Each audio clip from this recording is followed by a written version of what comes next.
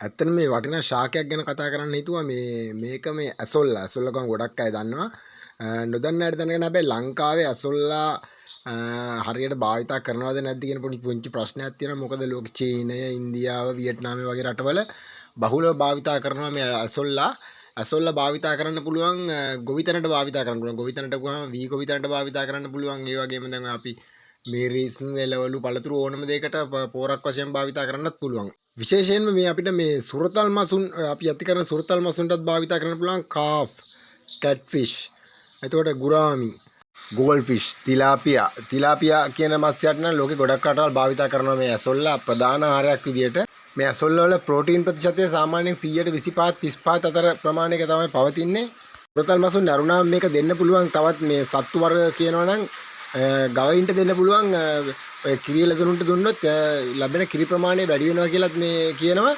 ඒ වගේම තමයි මේ කිකිලියන්ට විතර තමන කිකිලියන්ට දුන්නාම විතර වල ගුණාත්මක භාවයත් වැඩි වෙනවා කියලා කියනවා. ඊට අමතරව එළුවන්ට දෙන්න පුළුවන්, ඌරන්ට දෙන්න පුළුවන්, එතකොට ගෙවල් වල හදන හාවුන්ට දෙන්න පුළුවන්.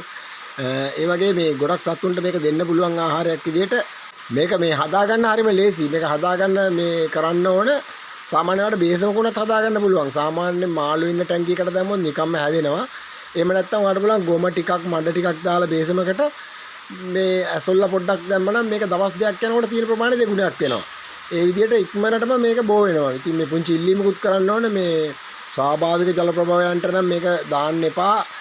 මොකද මේක ඉක්මනට පැතිරෙනවා. පැතිරලා බෝ වෙච්ච ගමන් අර මේ හැදෙන අනිත් පැල ඔක්කොම නැතු වෙනවා. මොකද මේක උඩ වියනක් වගේ මේ හැදෙන මේ පැතිරෙන නිසා. මේ ඇසොල්ලා වල තියෙනවා මේ සයිනෝ කියලා බැක්ටීරියාවක්. මේක හිතකර බැක්ටීරියාවක්.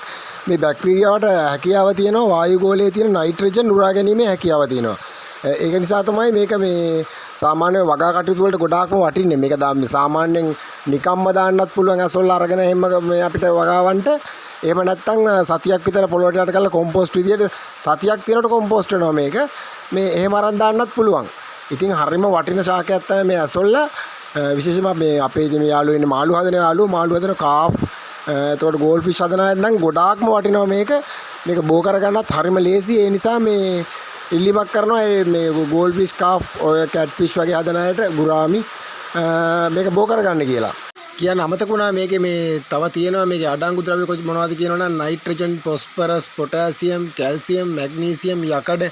ඉතින් මේ වගේ මේ පෝෂක පදාර්ථ ගොඩකින් මේක මේ සන්නද්ධ වෙච්ච හරිම වටින ශාකයක්. ඉතින් මේකෙන් ප්‍රයෝජන ගන්න කියලා මාළු හදන ඔයාලගෙනුත් වගා කටයුතු කරන ඕගොල්ලොන්ගෙනුත් හැමෝගෙම ඉල්ලනවා මේ ඇසොල්ලා වලින් උපරිම ප්‍රයෝජන ගන්න හරිම පහසුවෙන් වගා කරගන්න පුළුවන් මේ ඇසොල්ලා අහක දාන්න එපා කියලා.